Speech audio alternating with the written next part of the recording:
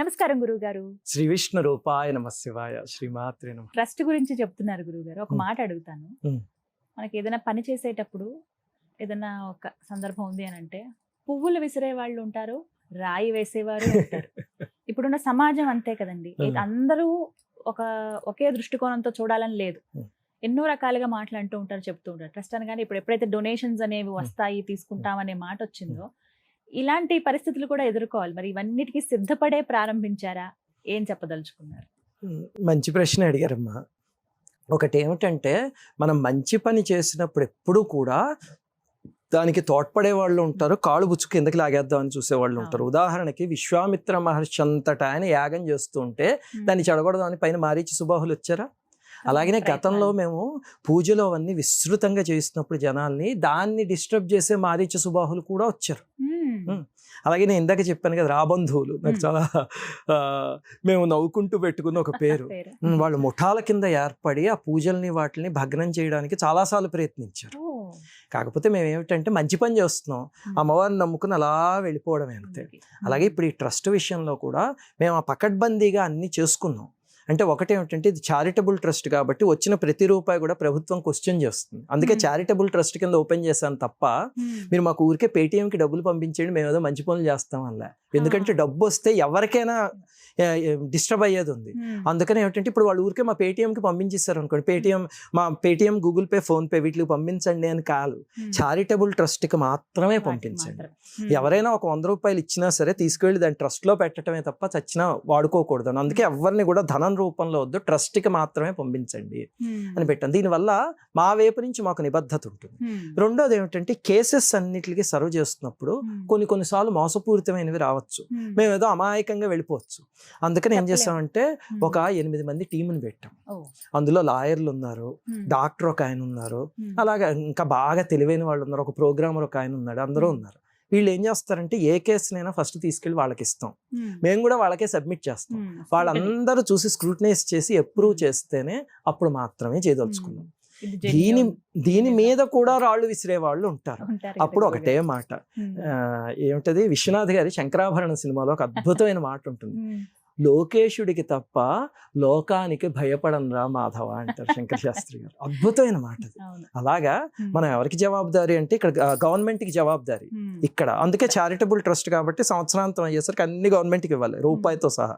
ఆ తర్వాత పైన లోకేశుడికి జవాబుదారీ. ఆ రెండు ఉంటే రాళ్ళు విసిరే వాళ్ళు విసురుతారు. కాకపోతే ఏమిటంటే నేను చెప్తున్నాను, ఎంత రాయైనా చీమ నడుస్తూ ఉన్న కొన్నాళ్ళకి కరుగుతుంది చూడండి. అలాగే ఎంత దుర్మార్గ పనులు, ఎన్ని ఫేక్ ఐడీస్తో ఎవరు చేస్తున్నా సరే కొంతకాలం అయ్యేసరికి వాళ్ళ మనస్సు మారి మంచి దాంట్లోకి వచ్చే అవకాశం ఉంది. కొన్నిసార్లు కొన్ని జన్మలు పడుతుంది, కొన్నిసార్లు సంవత్సరాలు పడుతుంది తప్ప మనిషి మారడం మాత్రం ఖాయం. ఖచ్చితంగా మీరంటే అర్థమవుతుంది, నిజమే అని కూడా అనిపిస్తుంది. ఏది శాశ్వతం కాదు కదా. నీటికి సమాధానం కాలమే సమాధానం చెప్తుంది, దానికి తోడు దైవం. ఖచ్చితంగా మనం మంచి పని చేసుకుని ముక్కుసూటిగా వెళ్ళిపోవడం అంతే. ఇప్పుడు వీడియోల విషయంలో కూడా నన్ను కొంతమంది అడుగుతూ ఉంటారు, గురుగారు ఎవరైనా ఇలా అంటూ ఉంటే మీరు ఎందుకు కౌంటర్ వీడియోస్ చేయరు వాళ్ళ మీద? కౌంటర్ వీడియోస్ చేసేయచ్చు కదండి. ఇప్పుడు వాళ్ళు ఎవరో మిమ్మల్ని దూషిస్తున్నారు, మీరు పక్క రోజు పొద్దున్నే కూర్చొని కౌంటర్ వీడియో చేయొచ్చు కదా అంటే, మా అడ్మిన్ టీంలో అయితే కొంతమంది బాగా అడుగుతూ ఉంటారు అస్తమానం సబ్జెక్టులు తీసుకొచ్చి కౌంటర్ వీడియోస్ చేయమని. నేను వాళ్ళకి ఒకటే విషయం చెప్తా, ఇప్పుడు నాకేమిటంటేనమ్మా, నా ఉద్యోగం ఇది చూసుకుంటే నేను వారానికి మాక్సిమం 2 వీడియోలు చేయగలను అంతే, మాక్సిమం. చాలా సార్లు అయితే నేను వీడియోలు చేయకుండా ఉంచేసిన వారాలు ఎన్నున్నాయో. ఇప్పుడు ఉదాహరణకి గత కొన్ని వారాల నుంచి చేయట్లేదు, ఎందుకంటే నాకు ఏదో డిప్లాయ్మెంట్ ఇష్యూ వచ్చి ఇంకా దాన్ని చూసుకోవాల్సి వస్తుంది. దాంతో కొన్ని వారాల నుంచి చేయట్లేదు. నాకు మాక్సిమం వారానికి కుదిరే టైం ఎంతంటే, అంటే నా సాధన నాకు ఇంపార్టెంట్, నా ఆఫీస్ నాకు ఇంపార్టెంట్. ఈ రెండు నాకు 2 కళ్ళు. అది 2 అయ్యాకనే నాకు నా రీసెర్చ్ ఛానల్, నా మంత్ర సాధనకి ఆఫీస్కే నేను ప్రిఫరెన్స్ ఇస్తాను. ఫస్ట్ ప్రిఫరెన్స్ నాకు అదే. అది అయ్యాకనే నాకు ఛానల్. సో నాకు వారానికి ఆదివారం నాడు ఒక 3 గంటలు 4 గంటలు సమయం కుదురుతుంది. ఈ 3-4 గంటలు ఓకే, ఈ వారం అంతా నా మీద ఎవరు వీడియోలు చేస్తారు, వాళ్ళ మీద కౌంటర్ వీడియోలు చేసేద్దాం కూర్చుని అని చెయ్యనా? లేకపోతే జనాలకి పనికొచ్చేది, ఇప్పుడు మీరు ఇందాక అన్న తిరుమలలో ఇది చెప్పారు, పూరిలో ఇది చెప్పారు, మీది ఫలానా వీడియో చూశాను, అలా జనానికి పనికొచ్చే వీడియోస్ చేయనా? ఉన్న 3 గంటల్లో ఏది చేయని పనికొచ్చేది చేయాలి కదా. అందుకే నేను ఆ కౌంటర్ వీడియోస్ పట్టించుకున్నాను. నిజంగా ఎవరైనా ఇప్పుడు ఉదాహరణకి ఏ సామవేదం వంటి సామవేదం షణ్ముఖ శర్మ గారి వంటి గురువులు ఎవరైనా నాయనా శ్రీనివాస్ ఏంటైనా ఈ తప్పు చెప్తున్నావు ఇక్కడ అన్నారు అనుకోండి, వెంటనే వాళ్ళు జ్ఞానులు చూసి ఓహో గురువుగారు అవునా ఇది అని సరి చేసుకుంటా. లేకపోతే గురువుగారు ఫలానా చోటు ఇదిగో ఇలా ఉందండి, వారికి తెలియంది ఏముండదు ఉదాహరణకి చెప్తున్నాను అని చెప్పి వారికి చూపిస్తా. ఎందుకంటే వారు ఆ కామెంట్ చేసే స్థాయి ఉన్న మహనీయులు, వారు చెప్తే మనం కరెక్ట్ చేసుకోవచ్చు. అలా కాకుండా ఏదో నండు శ్రీనివాస్ గారి ఫోటో పెట్టుకుంటే వ్యూస్ వస్తాయని చేస్తారు, తెచ్చుకొని ఇవ్వండి అంతే. కాకపోతే ఈ సహనం కూడా నేను ఇందాక చెప్పినట్టు ఒక వరకు ఉంటుంది. ఆ చెలికట్టు ఏదో ఒక రోజు దాటిన రోజు అది వరదై పొంగుతుంది అంతే. ప్రస్తుతానికి 2-3 ఏళ్ల నుంచి ఆ సహనం వహిస్తుంది ఉన్నాం. చిన్నగా నవ్వుతారు అంతే తప్ప వీటికి మళ్ళీ అంతేనమ్మా, సమాధానం నవ్వుకుంటా ఇంట్లో కూడా అనిపించదా? అస్సలు అనిపించదమ్మా నాకు. అది వీడియో చేయడానికి వాళ్ళన్నీ విని అవన్నీ వీడియో చేయడానికి 2-3 గంటలు పట్టింది అనుకోండి. ఆ 2-3 గంటలు జపం చేసుకుంటే హాయిగా ఉంటుంది. అది ఇంకా ఆత్మానందం. గురుగారు మీరు ఎన్నో క్షేత్రాలని సందర్శించారు. పూరి ఇప్పుడు రీసెంట్గా రిసర్చ్ చేసింది కావచ్చు, కాశీ, ద్వారక, తిరుమల, ఇంకా ఎన్నో, అరుణాచలం అని. మీకు వెళ్ళగానే ఇది ఏదో నా జన్మ జన్మలతో ముడిపడి ఉన్నదే అని అనిపించినటువంటి క్షేత్రం ఏదైనా ఉందా? ఆ భావన మీకు కలిగింది? మీరు ఇప్పుడు అడిగిన ప్రశ్న ఎలాంటిదంటే, గురువుగారు మీకు కుడికన్ను ఉంది, ఎడంకన్ను ఉంది, కుడి చేయి ఉంది, ఎడం చేయి ఉంది, కుడికాలు ఎడంకాలు, మీకు అన్నిటిలోకి ఏది ప్రీతి పాత్రం? భగవంతుడి అనుగ్రహం ఏమిటంటేనమ్మా, ఈ అలాగే విజయవాడ ఒకటి బాగా రీసెర్చ్ చేశాను ఎక్స్టెన్సివ్గా. ఈ ఏ క్షేత్రాలకు వెళ్ళినా సరే అక్కడ ఉన్న దైవాలు అక్కున చేర్చుకుని చక్కగాను ఆ అనుభూతిని ఎలా ప్రసాదించారంటే, ఇంకా అక్కడి నుంచి ఆ దైవం గురించి తలుచుకుంటేనే ఆనంద పారవస్యం వచ్చేస్తుంది. ఇప్పుడు జగన్నాథుడి గురించి ఇందాక చెప్పా, అలాగే తిరుమల వెంకటేశ్వర స్వామి, అలాగే వారణాసిలో రీసెర్చ్ చేశాను. ఇంకా నేను అవి పూర్తిగా పబ్లిష్ చేయలేదు, కానీ వారణాసి కూడా ఎక్స్టెన్సివ్గా రీసెర్చ్ చేసిన ఉన్నాయి. తొందరలో ఎప్పుడైనా చేయొచ్చు. అలాగే శ్రీరంగం గురించి బాగా రీసెర్చ్ చేసిన ఉంది. ఆ ఏ క్షేత్రానికి వెళ్ళినా ఈ రీసెర్చ్ అనే దాంతో వెళితే మొట్టమొదట మామూలు నమస్కారంతో మొదలైంది, ఆఖరికి అనుబంధంతో బయటికి రావడం అవుతుంది. అక్కడ ఒక 10 రోజులు, వారం రోజులు, 2 వారాలు, నెల రోజులు, 2 నెలలు రీసెర్చ్ చేసిన క్షేత్రాలు కూడా ఉన్నాయి. అలాంటివి వెళితే మొట్టమొదటి ఏదో నమస్కారంతో మొదలైంది కాస్త చివరికి అనుబంధంతోనే పూర్తయింది.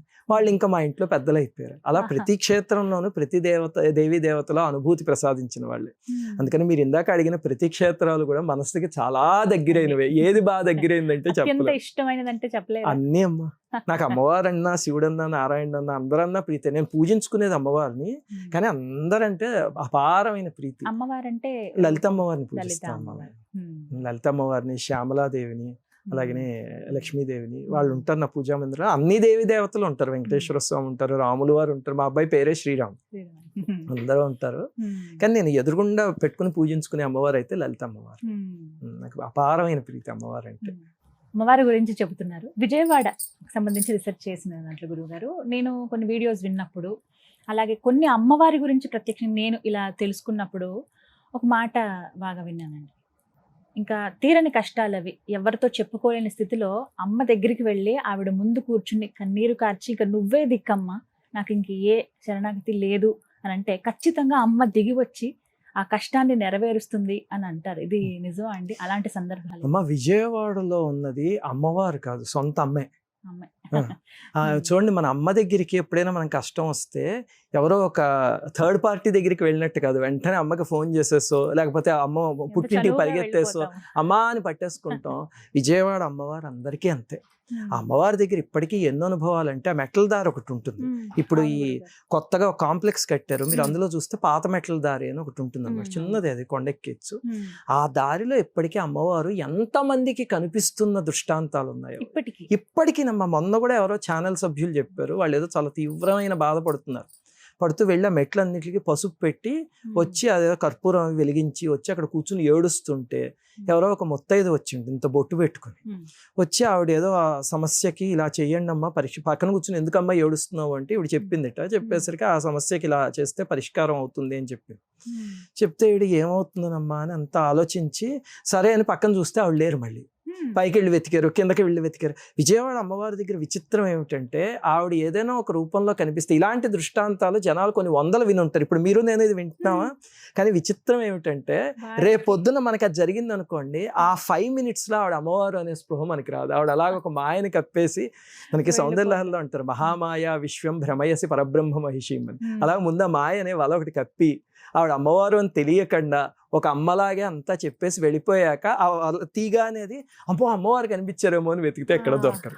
అలాంటి దృష్టాంతాలు ఎన్నున్నాయి. దానికి అసలు విజయవాడ కూడా వెళ్ళక్కర్లే, దుర్గమ్మ ఫోటో ఇంట్లో పెట్టుకుని, నేను నా ఛానల్లో ఒకసారి ఒక సంఘటన చెప్పా. ఒక ఆవిడ ఎవరో అక్కడ రాయలసీమలో ఒక అనాథాశ్రమం నడుపుకుంటూ ఉంటారు. ఉంటే పాపం ఆవిడకి వాళ్ళు ఎవరో ఖాళీ చేసేయమని ఇంకా దారుణమైన పరిస్థితి వస్తే ఆవిడ దుర్గమ్మవారి భక్తురాలు. ఆవిడ అమ్మవారి దగ్గరికి వెళ్ళి ఏడిచేసి, అమ్మ నేను అనాథాశ్రమం నడుపుతూ ఉంటే నువ్వు నాకు సహకరించాల్సింది పోయి ఇలాంటి కష్టాలు తీసుకొస్తావా అని చెప్పి ఏడిచేశారు. వాళ్ళు వచ్చి వార్నింగ్ ఇచ్చారు అనమాట, లేపటిలోపు ఖాళీ చేయకపోతే కనుక మిమ్మల్ని మెడపెట్టి గెంటేస్తాం, ఈ పిల్లలందరూ అనాథలు అయిపోతే నువ్వు చూస్తూ ఊరుకుంటావు, నువ్వు అమ్మవి కదా అని దబాయించి ఏడుస్తూ అక్కడ ఉండిపోతే పట్టం దగ్గర పక్క రోజు పొద్దున చాలా విచిత్రమైన పరిస్థితుల్లో ఈ వార్త ఒక మినిస్టర్కి చేరి, ఆ మినిస్టర్ నుంచి అప్పుడు పరిపాలిస్తున్న చీఫ్ మినిస్టర్కి చేరి, ఆయన విని బాధపడి వెంటనే రేపు పొద్దున కల్లా అక్కడికి వెళ్ళి ఆ సమస్య సాల్వ్ అవ్వాలి అని చెప్పి చేసి ఆ ఆశ్రమం వచ్చేసి. అమ్మవారు అలా పలుకుతారు ఇప్పటికీ, కానీ పలికేటప్పుడు ఆవిడ భ్రమ కలిగిస్తారు, ఆవిడ అని తెలియదు, తర్వాత గుర్తించి ఎక్కడ అని వెతుక్కుంటామమ్మా. అలాగే విజయవాడ కొండ మీద రాహుకాల దీపం అని ఒక ప్రక్రియ ఉంది. అది పెట్టేవాళ్ళు బోల్డ్ మంది ఉన్నారు. పెడుతూ ఉంటే దీపం ఎంతమందికి అమ్మవారు అనుగ్రహం కలిగిందో. మేము మా ఛానల్లో ఏం చేసామంటే ఏమిటయా ఈ లీల అని ఒక సిరీస్ మొదలుపెట్టాం. మాకు ఇలాంటి అనుభవాలు కలిగిన వాళ్ళందరూ, అంటే ఈ పూజలు చేసి కలిగిన వాళ్ళైనా, ఆలయాలకు వెళ్ళి కలిగిన వాళ్ళైనా, రాసినవి దాదాపు ఒక 40-50 వేల ఇవి ఉన్నాయి. వేలు వందలు కాదు. అవి మా అడ్మిన్ కొంతకాలం అయ్యాక మొట్టమొదటి అప్రూవ్ చేస్తూ వదిలేసేవాడు. కొంతకాలం అయ్యాక క్యాప్చర్ చేయడం మొదలుపెట్టి అతను ఒక రోజు అన్నాడు అనమాట, ఇవన్నీ జనానికి తెలియజేస్తే కనుక వాళ్ళు ఎక్కడికి వెళ్ళి మోసపోకుండా భగవంతుడి పాదాలు పట్టుకుని వాళ్ళ ఇబ్బందుల్లోంచి బయటపడచ్చు అని వాళ్ళకి నమ్మకం వస్తుందండి. దాంతో ఏమిటయ్యా ఈ లీల అని మొదలుపెట్టాం. కానీ నేను చెప్పాను కదా, నాకు ఈ 2 పడవల ప్రయాణం వల్ల కుదరదు. దాంతో ఒక 100 ఎపిసోడ్లు అనుకుంటా చేస్తాం, 98-99 చేసాము. ఆ తర్వాత ఇంక చేయలేకపోయాం సమయం లేక. అందులో అన్ని ఇలాంటివేనమ్మా, వాళ్ళకి కలిగిన అనుభవాలు, వాళ్ళు ఫస్ట్ హ్యాండ్ ఇన్ఫర్మేషన్ రాసినవి తీసుకొచ్చి అది చూపిస్తూ చెప్పటం. అందులో విజయవాడకి సంబంధించిన ఎన్ని సంఘటనలు ఉన్నాయో అమ్మవారివి, ఆ అమ్మ వచ్చి అలా తీర్చడం అంతేనమ్మా. అలాంటివి వింటూ ఉంటేనే మన భక్తి బలపడుతుంది. అవేవో మహిమలు మహత్యాలు అనుకుంటారు, కాదు, మన భక్తిని బలంగా తయారు చేస్తాయి అలాంటి రియల్ లైఫ్ సంఘటనలు వింటే. నిజంగా భక్తితో పిలిస్తే ఖచ్చితంగా పలుకుతారు అనడానికి ఇలాంటివి ఎన్నో నిదర్శనాలు. తిరుమల వెళ్ళినప్పుడు కూడా గురుగారు ఎవరో గుర్తు తెలియని ఆ వ్యక్తి ఎంత పొడుగున్నారండి, వచ్చి సాయం చేశారు, వెళ్ళిపోయారని. అప్పుడు ఆ సాయం చేసినప్పుడు మనకి తెలియదు, ఆ తర్వాత తెలుస్తుంది. తర్వాత అనిపిస్తుంది. ఇప్పటికీ ఆశ్చర్యంగా చెప్పుకుంటూ ఉంటాం ఇవన్నీ కూడా.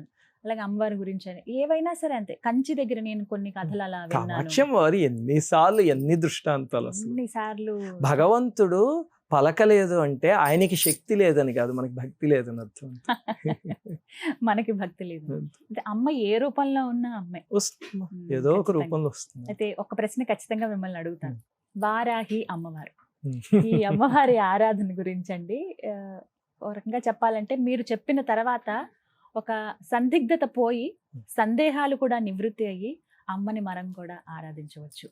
అమ్మ ఉగ్రరూపమే కాదు, శాంత స్వరూపురాలు కూడా. మనం ఆరాధిస్తే అమ్మ ఖచ్చితంగా పలుకుతుంది, మన వెంటే ఉంటుంది, ఇంట్లోనే అలా తిష్ట వేసుకుని కూర్చుంటుంది, మనల్ని రక్షిస్తుందని నమ్మిన వాళ్ళలో నేను కూడా ఉన్నాను గురుగారు. అంటే ఎందుకు ఇలా, అంటే ముందెప్పుడు ఇలా చూడలేదు అమ్మవారి ఆరాధన గురించి, మేము ఎప్పుడు ముందు వినలేదు, మీరు ఎందుకు చెప్పాలి అనిపించింది? ఈ సందర్భం చెప్పండి, మీకేమన్నా అనుభూతి కలిగిందా? ఏమిటంటేనమ్మా, ఒకటి మొట్టమొదట వారాహి అమ్మవారు ఉగ్రదేవత అని కొంతమంది దుర్మార్గపు ఆలోచనలతో పుట్టించినది తప్ప, ఒక దేవతని ఉగ్రదేవత శాంతదేవత అని మనం స్టాంప్ వేసేసి నిర్ణయించకూడదు, చాలా పొరపాటు. ఇప్పుడు నృసింహస్వామి ఉన్నారు, ఆయన తీవ్రంగా ఉంటారు, నృసింహస్వామి ఉగ్రదేవత అని అనడానికి వీడెవడు? వారాహి అమ్మవారు ఉగ్రదేవత అని స్టాంప్, అది అసలు చాలా పొరపాటు. అది దురదృష్టవశాత్తు ఇంటర్నెట్ లో ఆరాధన అంటే ఏమిటో తెలియకుండా వచ్చింది. మనం అసలు పురాణాలు చూస్తే కనుక లలితమ్మవారు ఉన్నారు కదా, ఆ లలితమ్మవారి నేను అనే ప్రజ్ఞ నుంచి వారాహి అమ్మవారు వచ్చారు. ఆ లలితమ్మవారి బుద్ధిశక్తి నుంచి శ్యామలాదేవి వచ్చారు. అంటే లలితమ్మవారి లోపల నుంచి వచ్చిన శక్తులు, అలాంటి వచ్చిన శక్తులు భూతాలు దుర్మార్గులు అలా ఉంటారు. అది ఎంత దారుణం అసలు, మాట్లాడడం చాలా పొరపాటు కదా. అంటే శ్రీ విద్యా సాంప్రదాయం అమ్మవారి ఆరాధన అసలు బేసిక్ గా కూడా తెలియదు, ఏదో ఒకటి తోలన ఆడడానికి. ఎందుకంటే తోలన ఆడడానికి జ్ఞానం అక్కలే, అజ్ఞానం సరిపోతుంది, అంతే కదా. ఏదైనా సరైనగా చెప్పాలి అంటే జ్ఞానం కావాలి దానికి. ఇంకా వారాహిదేవి అలా అమ్మవారి నుంచి వచ్చిన స్వరూపం. నేను వారాహి మంత్రం అవన్నీ చేస్తూ ఉండేవాడిని. ఆ తర్వాత ఒకసారి అమ్మవారు ఈ నవరాత్రులు అనేది తేలికగా ఇవ్వమని. ఎందుకంటే నవరాత్రులు అవన్నీ వారాహి నవరాత్రులు, శ్యామలా నవరాత్రులు చేసుకునే వాళ్ళు బోలెడంత మంది ఉన్నారు. వాళ్ళందరూ శ్రీ విద్యా సాంప్రదాయంలో ఉన్న వాళ్ళు, అమ్మవారిని ఆరాధించుకునే వాళ్ళు చాలా మంది చేస్తారు. అలా కాకుండా అందరికీ అందుబాటులోకి తేవాలి అనే సంకల్పం అమ్మవారు కలిగించారు. దాంతో ఏం చేసామంటే తేలికగా షోడశోపచార పూజ, తేలికైన స్తుతి, అంతే. అది చాలా సాత్వికంగా ఉంటాయి అన్నమాట. దాంతో ఎవరైనా చేసుకోవచ్చు. వారాహి అమ్మవారిని తీవ్రమైన మార్గంలో కూడా చేసుకోవచ్చు, సాత్వికమైన మార్గంలో చేసుకోవచ్చు. వారాహి అమ్మవారు క్షిప్ర ప్రసాదిని. బాబోయ్, అసలు అమ్మ ఉన్నట్టే ఉంటారంతే. ఎవరికైనా ఆ అమ్మవారికి ఏమిటంటే మనం స్తుతి చేయగానే ఆవిడ గుండె కరిగిపోతుంది. వారాహి అమ్మవారు క్షిప్ర ప్రసాదిని అన్నమాట. అందుకే మీరు చూస్తే లక్షల దృష్టాంతాలు మన ఛానల్లోనే వారాహి అమ్మవారి పూజ లక్షల్లో చేస్తారు. మీరు ఇచ్చిన డెమో వీడియోస్ తో జీవితాలు మారుతున్నాయమ్మా. ఎందుకంటే పిలిస్తే ఎందుకు పరుగుతారంటే వారాహి అమ్మవారు చాలా జాలిగుండే. ఇంకో కొన్ని అమ్మవారి సాధనలు అయితే మనం ఎంతో కష్టపడి చేస్తే అమ్మవారిని కరిగించగలం. ఈవిడ ఎలా కదా అమ్మా అంటే కరిగిపోతుంది అంతే. అలాంటి అమ్మవారు కాబట్టి వారాహి అమ్మవారిని అందరూ ఆరాధించుకుంటున్నారు, హాయిగా అమ్మవారు అనుగ్రహిస్తున్నారు. అందుకని ఏ సంకోచం లేకుండా చక్కగా సాత్వికమైన మార్గంలో ఎవరైనా చేసుకోవచ్చు. ఇంకొక ముఖ్యమైన విషయం ఏమిటంటేనమ్మా, ఇప్పుడు మన దేశం ఉన్న పరిస్థితికి వారాహి అమ్మవారి ఆరాధన చాలా ముఖ్యం. ఇప్పుడు వారాహి అయితే అందరికీ వచ్చు కదా, వారాహి అమ్మవారి అష్టోత్తరం తెలుసు, అమ్మవారి స్తోత్రం తెలుసు, ఎవరైనా చేయొచ్చు. చేసి అంతా అయిపోయిన తర్వాత నా దేశానికి, నా దేశ నాయకులకి, నా దేశంలో సైన్యానికి వాళ్ళకి శక్తిని ఊతల్లి. ఎందుకంటే మనకి అమ్మవారు ఎన్నో కోరికలు తీర్చేశారు. ఇప్పుడు మన దేశం కోసం చేయాల్సింది కదా, అమ్మ వాళ్ళకి శక్తిని ఇవ్వమ్మా అని చెప్పి. ఇప్పుడు మనకున్న అతిపెద్ద కష్టం ఏమిటి అంటే దేశానికి వచ్చిన కష్టమే మన కష్టం. అది అయిపోయాక చక్కగా అమ్మవారిని ప్రార్థించండి. అందరూ చేయగలిగితే కనుక అమ్మవారు అద్భుతమైన శక్తి ఇస్తుంది. వాళ్ళు వెళ్ళి పోరాడి ఖచ్చితంగా విజయం సాధిస్తారు. చిన్న ప్రశ్న అడుగుతాను గురుగారు, ఇవి గుప్త నవరాత్రులు అని అంటారు. అలా అందరూ ఇళ్లలో చేసుకోవడానికి లేదు. ఎవరైతే శ్రీ విద్య ఉపాసన చేస్తారో వాళ్ళు మాత్రమే గుప్తంగా చెయ్యాలి తప్ప ఇలా బాహ్యంగా అందరికి చెప్పేయటం కానీ కరెక్ట్ కాదని చెప్పి కొన్ని నేను విన్నాను గురుగారు. ఇది కూడా నేను చెప్పే దానికి ఏమిటంటేనమ్మా, శాస్త్రం తెలియక. ఇప్పుడు లలితా సహస్రనామం పూర్తి పేరు తెలుసా మీకు? లలితా రహస్య సహస్రనామం. అవునండి, లలితా సహస్రనామానికి పూర్తి పేరు అది. మనం ఊరికే లలితా సహస్రం అంటాం కానీ లలితా రహస్య సహస్రనామం. మరి అది రహస్యం అయితే ప్రతి ఇంట్లోనూ ప్రతి స్త్రీ, మీరు కూడా చేస్తూనే ఉంటుంటారు లలిత. మరి ఎందుకు చేస్తున్నారు? కరెక్టేనా? భగవద్గీత తీయండి, రాజవిద్య రాజగుహ్య యోగం అని ఉంటుంది. గుహ్యం అంటే రహస్యం. మరి అయితే భగవద్గీత అందరూ ఎందుకు చదువుతున్నారు? భగవద్గీతలో ప్రతి అధ్యాయానికి చూడండి కింద ఇతి గుహ్యతమం శాస్త్రం ఇదముక్తం మయానఘ అని చెప్తారు స్వామి ఒక చోట, పురుషోత్తమ ప్రాప్తి యోగంలో అనుకుంటా. మరి గుహ్యం అని చెప్పాడు భగవద్గీతని. చెప్తే మరి భగవద్గీత అందరూ చదివితే కొంపలు అంటూ పోతాయా? అంతే కదా. ఏది చూడండి గుహ్యం, రహస్యం ఇలాంటివి ఉంటాయి, గుప్తం ఇవన్నీ. వాటికి అర్థం ఏమిటంటే ఆధ్యాత్మిక పరిభాషలో మొట్టమొదటిదేమో ఇది మనం భౌతికంగా చూసేదానికన్నా ఎక్కువ డెప్త్ అందులో ఉంది అనేది గ్రహించడానికి చెప్తారు. మనం భౌతికంగా ఎత్తు చూస్తామో అది కాదు, దాంట్లో ఇంకా రహస్యమైనది ఉంది, అది కూడా తెలుసుకుని చెయ్యి. అంటే ఇప్పుడు భగవద్గీత ఉంది. భగవద్గీత అంటే ఎవరో చనిపోయినప్పుడు స్పీకర్లో పెట్టేది కాదు, నీ జీవితాన్ని మార్చుకునేది. అందులో అన్ని రహస్యాలు ఉన్నాయి భగవద్గీతలో. అది నిజంగా చదవగలిగితే ఎవరి జీవితమైనా మారుతుంది. అందుకని గుహ్యతమం అని చెప్పారు. అంటే దాన్ని సరిగ్గా పరిశీలించి చూడు తప్ప ఏదో కృష్ణార్జున సంవాదంలా చూసే ఎక్కువ. అలాగే లలిత రహస్య సహస్రం. అలాగే గుప్త నవరాత్రులు అంటే అర్థం ఏమిటంటేనమ్మా, ఇప్పుడు నవరాత్రులు ప్రముఖమైనవి 4 ఉన్నాయి. అందులో మనం వసంత నవరాత్రి, శరన్నవరాత్రి సామూహికంగా చేసుకునేవి. గుప్త నవరాత్రులు అనేవి మన సాధన కోసం చేసుకునేవి. శ్యామలా నవరాత్రులు కానీ, వారాహి నవరాత్రులు కానీ మన అభ్యున్నతి కోసం, మన ఇంటి అభ్యున్నతి కోసం చక్కగా దానికి పందిళ్ళు అవన్నీ అవసరం లేదు, ప్రతి ఇంట్లోనూ కూర్చుని చేసుకోవచ్చు. ఈ శరన్నవరాత్రులు అవన్నీ పెద్ద పెద్ద పందిళ్ళు వేసి చేస్తారు, అవి సామూహికంగా సమాజానికి పనికొచ్చేవి. అది ఆ గుప్తం అనే దానికి అర్థం తప్ప అదేదో దుప్పటి కప్పుకుని రహస్యంగా చేయాలనో లేకపోతే కొంతమందే చేయాలనో కాదు, హాయిగా చేసుకోవచ్చు. గురుగారు, అయితే వారాహి అమ్మవారి పూజ విషయంలో కొంతమంది నిషిద్ధం అని చెబుతూ ఉన్నారండి. వీరు చేయకూడదు, గృహస్థులు మరీ ముఖ్యంగా వీరు అసలు చేయకూడదు, వాటికి అసలు ఎన్నో నియమ నిబంధనలు నిష్టగా చేయాల్సి ఉంటుంది అని చెప్తుంటారు. అంటే నెలసరి అవుతున్న స్త్రీలు కానీ వీళ్ళు అసలు ఆ ఆలోచన కూడా రావద్దు అమ్మవారికి పూజలు చేసుకునే ఆలోచన అని అంటారండి. నిజంగా అలా ఉంటుందా గురుగారు? అమ్మ, ఒకటి ఏంటంటే గృహస్థులు చేయకూడదు అనేది అబద్ధం. గృహస్థులు చేయకూడదు అంటే ఎవరు బ్రహ్మచారులు చేస్తారా? గృహస్థులు చేయకూడదు అనేది అబద్ధం, హాయిగా చేసుకోవచ్చు గృహస్థులు. అలాగనే ఇప్పుడు వారాహి మంత్రం ఉంది, మూలమంత్రం. ఇప్పుడు నేను మూలమంత్రం చేస్తా. ఆ మూలమంత్రం చేసేటప్పుడు ఎన్నో నియమాలు పాటించాలి. నేను వారాహి అమ్మవారి పూజ చేస్తా.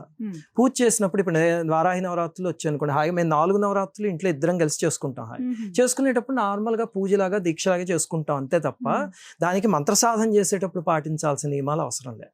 మంత్ర సాధన చేసేటప్పుడు అయితే మాత్రం చాలా తీవ్రమైన నియమాలు పాటించాలి. అది ఏ మంత్రానికైనా, వారాహి మంత్రం అనే కాదు, ప్రతి మంత్రానికి దాని నియమాలు ఉంటాయి. అవి పాటిస్తూ మాత్రమే చేయాలి మంత్ర సాధన.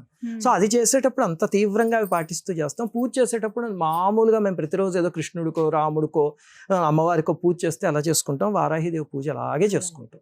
ఇంకా రెండోది మీరు అడిగిన ప్రశ్న, స్త్రీలకి నెలసర్లు ఇలాంటి సమస్యలు ఉంటాయి కదా, వాళ్ళ స్వేప చూడకూడదు అన్నట్టు గుర్తుపెట్టుకోండి అమ్మా. ఈ ఇంట్లో నెలసర్లు ఇలాంటివి ఉన్నవాళ్ళు ఆ సమయంలో ఏ పూజ చేయకూడదు. అంతేగాని ఏదో రాముడు పూజ చేసేసుకోవచ్చు, ఇంట్లో కలిపేసేసి కృష్ణుడు పూజ చేసేసుకోవచ్చు, లక్ష్మీదేవి చేసేసుకోవచ్చు, వారాహిదేవి చేయకూడదు కాదు, ఏ పూజ చేయకూడదు. అది నిషిద్ధం. అది మన స్త్రీమూర్తులందరికీ తెలుసు. ఎవరైనా నెలసరి సమయంలో వెళ్ళి పూజా మందిరంలో కూర్చుని పూజ చేసే స్త్రీలు తెలుగు రాష్ట్రాల్లో ఎవరైనా ఉన్నారా? మీరు దీపం పెట్టి వెతికినా ఎవరు దొరకరు. ప్రతి స్త్రీమూర్తికి తెలుసున్న బేసిక్ విషయం అది అనవసరంగా చెప్పి వాళ్ళని భయపెడుతున్నారు అంతే, వాళ్ళకి ఏదో భయం వేసేలాగా అంతే తప్ప ఏ స్త్రీమూర్తి చేయదు తెలుగు రాష్ట్రాల్లో. నాకు తెలిసి మాకు లక్షల మంది ఫాలోవర్స్ ఉన్నారు, ఇలా చేసేవాళ్ళు ఎవరో ఉండరు. అందుకని అలాంటప్పుడు ఏ పూజ కూడా చేయకూడదు. ఇంకా అటువంటి ఇళ్ళు ఉన్నాయనుకోండి, అంటే కొన్ని ఇళ్లలో ఇప్పుడు మా ఇంట్లో అయితే వీళ్ళు దూరంగా కూర్చుంటారు, వాళ్ళు ఒకే గదికి పరిమితం అయిపోతారు. అప్పుడు నేను ఏం చేస్తాను అంటే హాయిగా పూజ చేసుకుంటాం. వాళ్ళు స్నానం ఇంట్లోకి వచ్చాక 5వ రోజు నుంచి వాళ్ళు కూడా చేసుకుంటారు. కొన్ని ఇళ్లలో సౌలభ్యం ఉండదు. ఇప్పుడు అన్ని మైక్రో ఫ్యామిలీస్ కదా, ఆ సౌలభ్యం ఉండదు, ఇద్దరే ఉన్నారు, తప్పదు అనుకోండి. అప్పుడు సామాన్యంగా ఆ ఇంట్లో సంధ్యావందనం చేయడం కూడా కష్టమే. అలాంటప్పుడు అప్పుడు ఏం చేయాలంటే వాళ్ళు వీళ్ళని ఒక చోట పెట్టి ఇల్లుని ఇంకొక చోట పూజా మందిరం అన్ని ఏర్పరచుకుని పొద్దున్నే స్నానం చేసి చేయడం ఒక మార్గం. ఇంకా అసలు లేదా ఇంట్లో కలిపేస్తారు, కుదరదు అనుకుంటే వాళ్ళకి, నాకు తెలుసున్న ఒక అతను ఉన్నాడు, అతను మంచి సాధకుడు, కానీ పాపం అతనికి ఇబ్బంది ఉంది. దాంతో అతను ఏం చేస్తాడంటే వాళ్ళ భార్య ఇలా ఉన్నప్పుడు పొద్దున్నే స్నానం చేసేసి ఆలయానికి వెళ్ళిపోతాడు, అటు నుంచి అటే, ఇంక ఇంట్లోకి రాకుండా వెళ్ళిపోయి అక్కడ అతను సంధ్యావందనం అనుష్ఠానం చేసేసుకుని అప్పుడు ఇంటికి వస్తాడు. సో మనస్సు ఉంటే మార్గం ఉంటుందమ్మా, వెతుక్కోవాలి ఏదైనా అంతే. కానీ ఈ బహిష్టులో ఉన్న వాళ్ళు మాత్రం ఏ పూజ చేయకూడదు. వారాహిదేవి అనే కదా 5 రోజుల పాటు అంతేనమ్మా. 4వ రోజు పొద్దున్న స్నానం అవుతుంది కదా, ఇంకొక రోజు వదిలేసి 5వ రోజు నుంచి హాయిగా చేసుకోవచ్చు. అమ్మవారి ఫోటో గురించి కూడా ఎన్నో వాదనలు. అసలు అమ్మవారి ఫోటో ఇంట్లోనే పెట్టుకోకూడదు, మీరు ఎలా పెడుతున్నారు? ఎందుకంటే కాశీని ఉదాహరణగా చూపిస్తుంటారు. అమ్మవారు రాత్రి సంచరించేదే, ఉదయం పూట అసలు ఆమె తలుచుకోవటం కానీ ఆమెను ఇబ్బంది పెట్టకూడదు. ఆమె నిద్రిస్తున్నప్పుడు లేపితే ఎవరికైనా ఎలా డిస్టర్బెన్స్ అవుతుందో అలాగే అమ్మకు కూడా డిస్టర్బెన్స్ అవుతుంది. మనం అసలు కాశీ వెళ్తే అలా కూడా డైరెక్ట్గా కూడా చూడలేం కదా, మీరు ఇళ్లలో ఫోటోలు అలా ఎలా పెట్టేసుకుంటారు, పెట్టుకోవద్దని కూడా వింటున్నామండి. నిజమా గురుగారు? అమ్మాయి వీళ్ళెవ్వరైనా ఇది మాట్లాడితే ముందు వారాహి తంత్రం ఉంది, అందులో ఇది ఎక్కడుంది చూపించండి అని అడగాలి ఫస్ట్. ఎందుకంటే వారాహి తంత్రం నేను 3 సార్లు చూశాను. మొట్టమొదట అది అడగాలి, అది ఎక్కడ కనిపించదు. ఇవన్నీ యూట్యూబ్ తంత్రాలు తప్ప వారాహి తంత్రం కాదు ఇది. అందుకని హాయిగా అమ్మవారి ఫోటో పెట్టుకోవచ్చు ఎవరైనా. లలితాదేవి ఎలాంటి ఆవిడ, లలితాదేవి యొక్క నేను అనే ప్రజ్ఞ నుంచి వస్తే లలితాదేవి ఫోటో పెట్టుకుంటున్నా వారాహిదేవి ఫోటో పెట్టుకోనంటే ఎంత అజ్ఞానం అది. అంటే అది ఎలా ఉంది అంటే, మా అమ్మ పసుపు రంగు చీర కట్టుకుంటే మా అమ్మని పూజిస్తా, మా అమ్మ ఎర్ర రంగు చీర కట్టుకుంటే చిచిచి మా అమ్మని ద్వేషిస్తా అని ఎవడైనా అంటే మూర్ఖుడు అని అర్థం. ఒరే, చీర పసుపు రంగైనా చీర ఎర్ర రంగైనా లోపల ఉన్న మీ అమ్మ ఒకటే అని అర్థమైతే అప్పుడు అమ్మ తత్వం ఏంటో తెలుస్తుంది. అంతేగాని చీరను చూసి ఇలాగా అనుకున్నాడు అంటే అతనికి అసలు అమ్మ అంటే ఏమిటో తెలియదు అని అర్థం. అలాగనే అమ్మవారు ఒక రకం చీర, అంటే చీర అంటే స్వరూపం అనుకోండి, వేసుకుంటే అది లలితమ్మ. ఇంకో రకం చీర కట్టుకుంటే వారాహి అమ్మ, ఇంకో స్వరూపంలో వస్తే సరస్వతి, ఇంకో స్వరూపంలో వస్తే శ్యామల. కానీ లోపల ఉన్న అమ్మ మాత్రం ఒకటి. చీరలు మారుస్తుంది అంతే ఊరికే. మనకి రోజు అమ్మ ఇంట్లో ఎలా కనిపిస్తుందో అలాగే అమ్మ. హాయిగా పెట్టుకోవచ్చు వారాహి అమ్మవారు. ఇంకా రెండోది వారణాసి గురించి చెప్పినది కూడా, అందులో నిజానిజాలు ఏమిటి అంటే, అమ్మవారు వారణాసికి గ్రామపాలిక, క్షేత్రపాలిక. అందుకని అలాగనే పూరి ఆలయంలో కూడా భేదకాళి అని ఒక అమ్మవారు ఉంటారు, కాళికా అమ్మవారు. ఆవిడ ఏం చేస్తారంటే విచిత్రంగా పొద్దునంతా ఆలయం మూసేస్తారు, సూర్యాస్తమయం అయ్యాక తెలుస్తారు. తెలిస్తే రాత్రి ఆవిడ సంచరిస్తూ ఉంటారు. అలాంటి సంఘటనలు పూరిలో జరిగినవి కూడా నేను కొన్ని చెప్పా ఛానల్లో. ఆవిడ ఆలయంలో రాత్రి సంచరిస్తూ ఉంటారు అమ్మవారు. మళ్ళీ పొద్దున్న అయ్యేసరికి ఆవిడ లోపలికి వెళ్ళిపోతారు, ఆలయం మూసేస్తారు, మళ్ళీ రాత్రి మాత్రమే తెరుస్తారు. మిగతా రోజంతా మీరు చూస్తే ఆలయం మూసేసి ఉంటుంది. సాయంత్రం సూర్యాస్తమయం అయ్యాక తెలుస్తుంది. అంటే కాళికాదేవిని పొద్దున పూజించకూడదు, సాయంత్రం పూజించాలంటే అక్కడ ఆవిడ ఆ క్షేత్రాన్ని పరిపాలిస్తున్నారు కాబట్టి అక్కడ ఆ నియమం. అలాగే వారణాసిలో కూడా ఆవిడ క్షేత్రపాలిక కాబట్టి సామాన్యంగా అమ్మవారు రాత్రి పూట యాక్టివేట్ అయ్యి ఉంటారు, ఉదయం పూట అక్కడ విశ్రాంతి తీసుకుంటారు అన్నట్టు. ఆ విశ్రాంతి అంతా కూడా మన వైపు నుంచి ఇచ్చే, ఇప్పుడు వెంకటేశ్వర స్వామికి రాత్రి 12-1 అయ్యాక ఆలయం మూసేసి స్వామి ఇప్పుడు విశ్రాంతి తీసుకుంటాడు అంటే ఆయన ఏమైనా నిద్రపోతాడా? ఆయన అఖిలాండ కోటి బ్రహ్మాండ నాయకుడు. ఇక్కడ మనకి రాత్రి అయితే ఇంకొక ప్రపంచంలో ఆయనకి పగలు, అక్కడ లేచే ఉంటాడు ఆయన, అంతే కదా. అమ్మవారికి అంటారు ఉన్మేష నిమిషోత్పన్న విపన్న భువనావళి అని. అమ్మవారు నిజంగా కళ్ళు మూసి నిద్రపోవడం ప్రారంభిస్తే మొత్తం ప్రళయం వస్తుంది. ఉన్మేష నిమిష ఉత్పన్న విపన్న భువనావళి అని. కళ్ళు తెరిస్తే ప్రపంచం ఉదయిస్తుంది సృష్టి, కళ్ళు మూస్తే సృష్టి అంతం అయిపోతుంది అని చెప్తారు. అలాంటి అమ్మవారు నిద్రపోవడం ఏమిటి అసలు? కానీ వారణాసిలో అది పెట్టారు. ఇప్పుడు ఉదాహరణకి చూస్తే మీరు గతంలో వారణాసిలో పొద్దున్న 4-5 వారాహి ఆలయం తెరిచి 1 గంట నుంచి మళ్ళీ మూసేసేవారు. ఇప్పుడు జనాలు విపరీతంగా వెళ్తూ ఉంటే పొద్దున్న 7 నుంచి 9:30 వరకు ఎంతవరకు తెరుస్తున్నారు. ఇప్పుడు మారిపోయాయి నియమాలు. మరి పొద్దున్న తెరవడం అంత అపాయకరం అయితే ఇప్పుడు పొద్దున్న 9-9:30 కూడా వారాహి ఆలయం తెరిచి ఉంటుంది జనాలందరికీ దర్శనం చేయడం. మరి వాళ్ళు ఎందుకు చేస్తారు? వాళ్ళకి ఆ మాత్రం తెలియదా? కాకపోతే వారాహి శక్తికి ఏమిటంటే, ఇప్పుడు మీరు కవచం లాంటిది చూస్తే కనుక త్రిసంధ్యం ఎఫ్ పఠేత్ అని ఉంది. అంటే 3 సంధ్యల్లోనూ చదువుకోండి అని మహర్షి రాసేసారు అందులో. ఇంకా మహర్షి మాటకి మనం ఏం చెప్పగలం? 3 సార్లు చదువుకోండి అని మహర్షి చెప్పారు. కాకపోతే వారాహి శక్తి సూర్యాస్తమయం అయ్యాక ఎక్కువ అందుబాటులోకి వస్తుంది. అందుకని వారాహి నవరాత్రులు అవన్నీ సాయంత్రం చేసుకోగలిగితే అమ్మవారి శక్తిని చాలా తేలిగ్గా అనుభవించవచ్చు. అంతేగాని పొద్దున్న చేస్తే అమ్మవారు ఏదో చంపేస్తుంది అలాంటివి ఏమీ లేవు, ఏమీ లేదమ్మా. అనవసరంగా అమ్మవారిని వీళ్ళు ఏమిటంటే, ఇప్పుడు కొన్ని చోట్ల ఎక్కడో మాతృభూతాలు అని ఉంది. మాతృభూతాలు అంటే వీళ్ళు ఏం చేస్తారంటే సప్తమాతృకలే మాతృభూతాలు అని చెప్పి ముడిపట్టేసి వారాహి అమ్మవారు భూతం అని ప్రచారం చేసేస్తున్నారు. శాస్త్రంలో మాతృభూతాలు ఎవరు, సప్తమాతృకలు ఎవరు, వీళ్ళ పేర్లు ఏమిటి, వీళ్ళ పేర్లు ఏమిటి 2 ఉన్నాయి. శాస్త్ర గ్రంథాలు తెలియక చదవక వచ్చినవి ఇవన్నీ 2. ఈ మాతృభూతాల పేర్లు ఏమిటి 7ను, సప్తమాతృకలు ఎవరు 2 చోట్ల ఉన్నాయి. తెలియక మాతృ అనే పదం పుచ్చుకుని దీనికి అన్వయించేస్తున్నారు. ఇప్పుడు సప్తమాతృకలు అందరూ భూతాలు అయితే సప్తమాతృకల్లో మొట్టమొదటి ఆవిడ బ్రాహ్మి అంటే సరస్వతీదేవి. సరస్వతీదేవి భూతమా? మాహేశ్వరి అంటే పార్వతీదేవి భూతమా? వైష్ణవి లక్ష్మీదేవి భూతమా? అలాగే సప్తమాతృకల్లో కొన్ని సాంప్రదాయాల్లో 8వ మహాలక్ష్మి అని ఉంటుంది. ఎంత దారుణం వాళ్ళందరినీ భూతాలు అనడం. మాతృభూతాలని వేరే ఉన్నాయి. ఈ కాన్సెప్ట్ వాళ్ళు ఎప్పుడు చదవలేదు, ఆ పేర్లు తెలియక అమ్మవారిని ఒక భూతం కింద పిక్చరైజ్ చేసేసి అది చాలా దారుణం అమ్మ.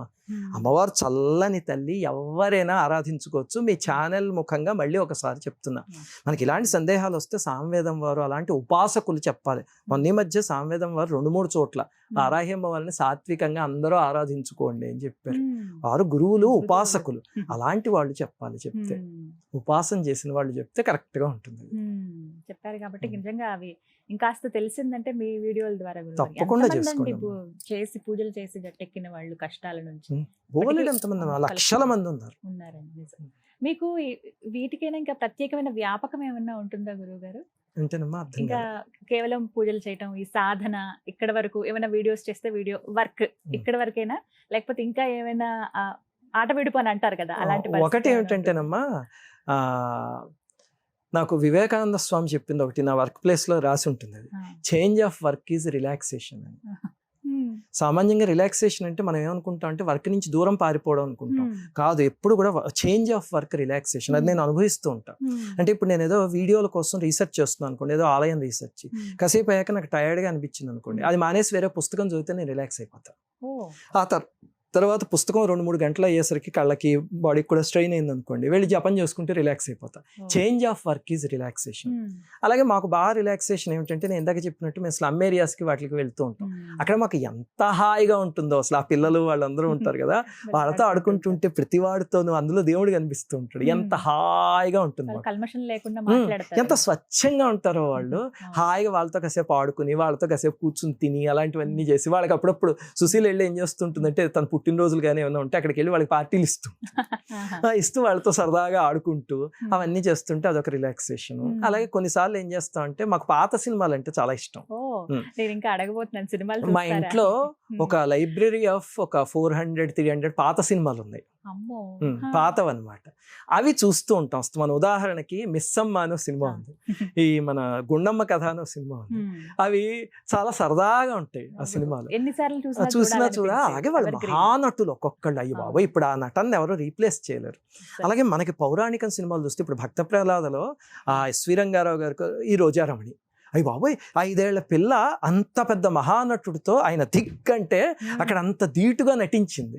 అవి చూసి పొంగిపోతాయి. ఎన్నిసార్లు చూస్తాము భక్త ప్రహ్లాద్, మా పిల్లలకు కూడా అవన్నీ బట్టి అలాగే అప్పుడప్పుడు ఎప్పుడైనా కావాలంటే చూస్తూ ఉంటాము. ఇవే ఆట విడిపోయి, అంతే, అన్ని ఆట విడిపోయి, చేసే పని అంతా ఆట విడిపోయి, ఈ పని నుంచి ఆ పనికి షిఫ్ట్ అవ్వడమే ఆట విడిపోయి.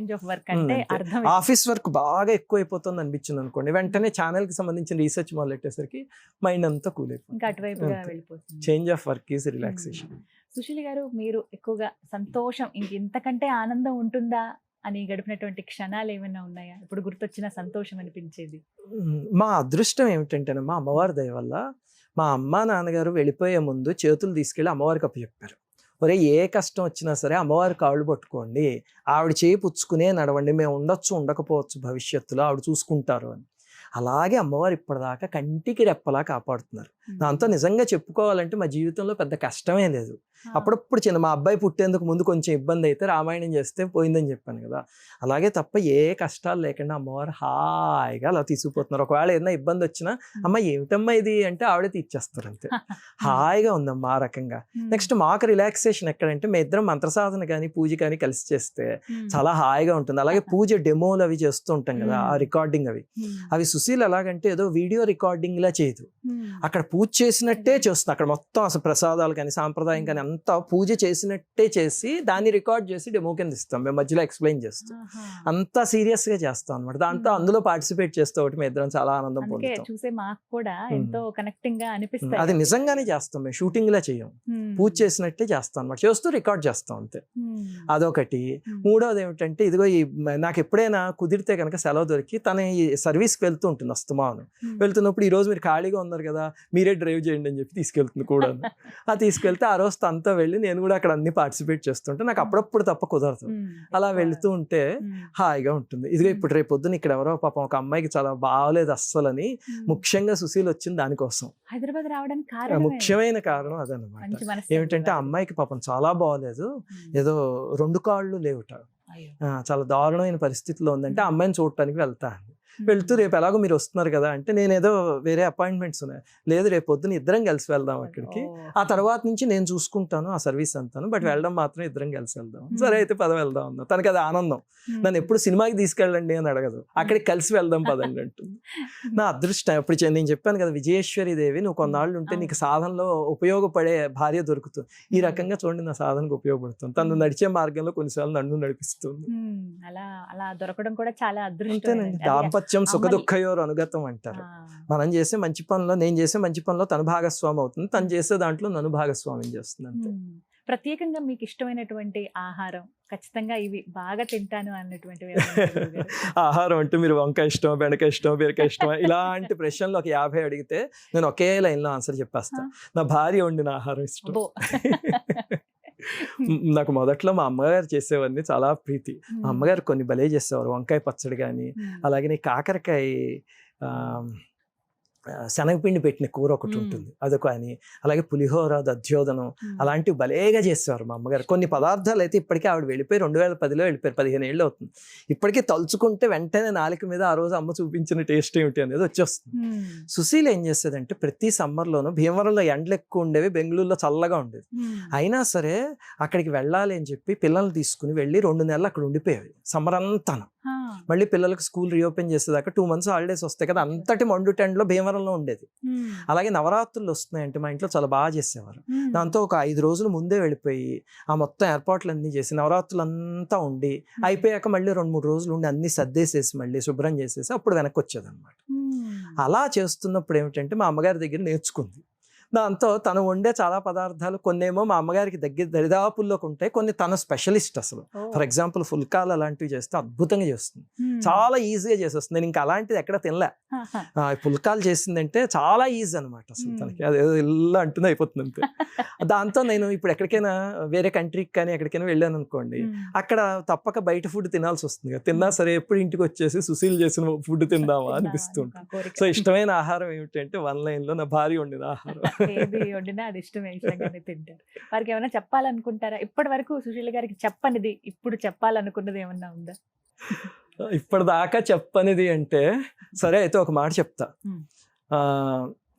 నా మొట్టమొదటి వివాహం కుదిరి 4 రోజుల ముందు ఆ వివాహం చెడిపోతే నేను అప్పటికే అమ్మవారు ఇది చేసేవాడిని కదా, ఏమిటి అమ్మవారు ఇలా చేస్తారు అని అనుకున్నా. కానీ ఈరోజు ఈ ఛానల్ ముఖంగా చెప్తున్నాను, అమ్మవారు నాకు చాలా మంచి చేసి అద్భుతమైన భాగస్వామిని ఇచ్చారు. అందువల్లే నేను ఆనందంగా ఏ కంప్లైంట్లు లేకుండా వెళ్ళగలుగుతున్నాను. అది నేను ఎప్పుడు సుశీలకి అయ్యో పాపం తన కంటతడి పెట్టుకుంటాను. నేను తనకి ఎప్పుడు ఎదురుగుండా చెప్పలేదు. కానీ అది ఈరోజు మీరు అడిగారు కాబట్టి నా మనసులో మాట చెప్తున్నా. కొన్నిసార్లు చూడండి, పెళ్లి చెడిపోతే బాధపడతారంటారు, నేను ఆనందించాల్సిన ఇది అది. అందుకనే అమ్మవారు చక్కగా నాకు మంచి భాగస్వామిని ఇచ్చారు. ఇప్పుడు రేపొద్దున ఈ ట్రస్ట్ లో ఇంకా చాలా సేవా కార్యక్రమాలు చేయగలిగాం అనుకోండి, అది నాకు కూడా లర్నింగ్. ఎందుకంటే ప్రారంభించింది తనే. అందుకని తన మార్గంలో, ఇంతకాలం నా మార్గంలో వెళ్ళింది పూజలు ఇవన్నీ, ఇప్పుడు తన మార్గంలో ఈ ట్రస్ట్ ద్వారా నడిస్తే నాకు ఎంత ఆనందం. నిజంగా అండి. అంటే అలాంటి భార్య దొరకడం కూడా జన్మ జన్మల పుణ్యం. అమ్మవారు అంతే, అమ్మవారు ఆ రకంగా చేసి ఇక్కడ కలిపారు, తీసుకొచ్చి. అంటే ఒరే మీ ఇద్దరికి ఉందిరా అనుబంధం, నువ్వు మిగతా కాదు పక్కన పెట్టని చెప్పి తీసుకొచ్చి ఇలా చేసి సాధనలో తోడడం అనేది ఇంకా గొప్ప విషయం అండి. అలాగే ఇందాక మీరు అడిగారు కదా అమ్మవారి విషయంలో చెప్తున్నా.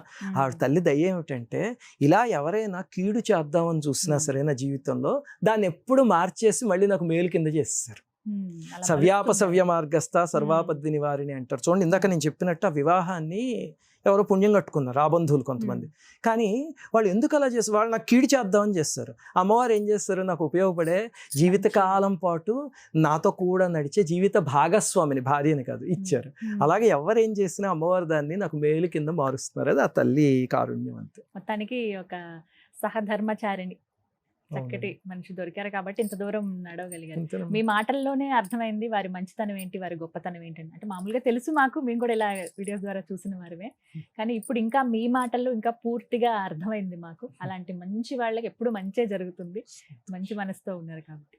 చాలా సంతోషం గురువు గారు.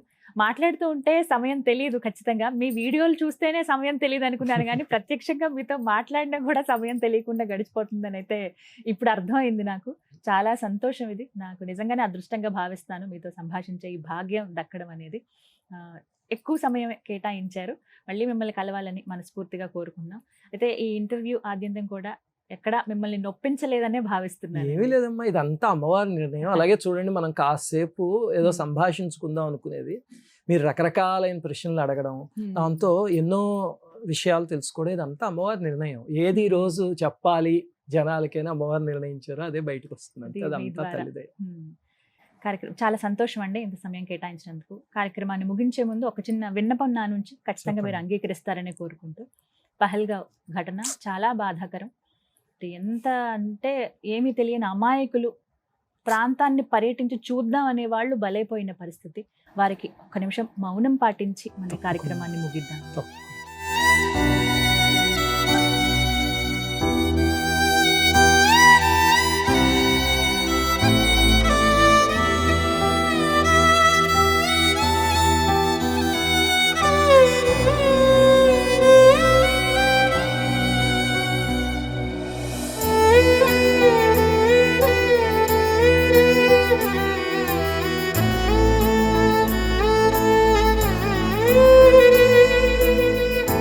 ధన్యవాదాలు గురుగారు. సంతోషం తల్లి. అలాగే మన అందరం కూడా కాశ్మీర్ని పరిపాలించే తల్లి వైష్ణోదేవి.